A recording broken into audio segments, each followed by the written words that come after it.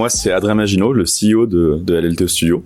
Moi, c'est Mathis Gaulier, CTO de LLTE Studio. Et on est aussi accompagné par Gabriel Reboul et Alexis Roville, qui ont été tous les deux développeurs et qui ont travaillé aussi sur le côté artistique. Et Tom Duval, qui nous a aidé principalement pour la partie business, mais aussi sur le développement et le côté artistique.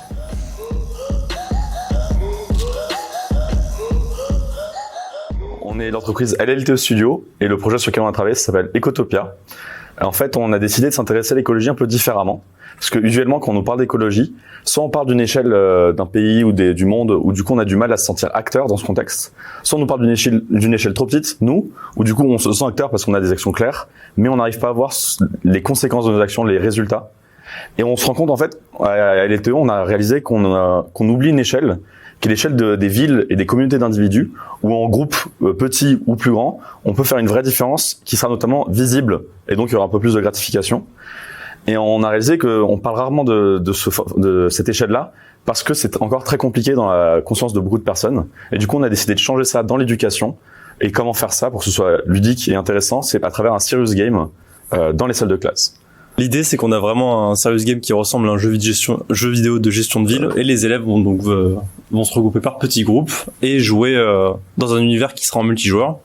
Et ils doivent tous faire face à des problématiques énergétiques et écologiques. On pense que c'est vraiment un avantage pour les élèves parce que c'est à la fois pédagogique mais surtout ludique. Et pour les professeurs, c'est vraiment un très bon outil pour les aider à faire leur cours.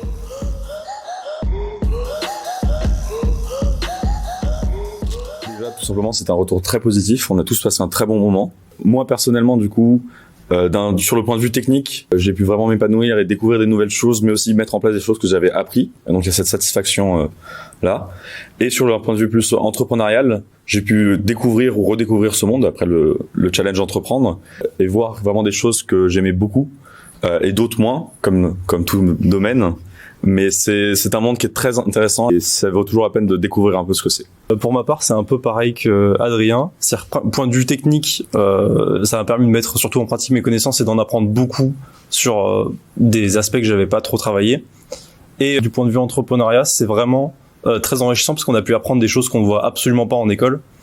Et je pense que c'est toujours vraiment un aspect positif d'apprendre toujours plus de choses et ça ouvre plus de portes, je pense, plus tard.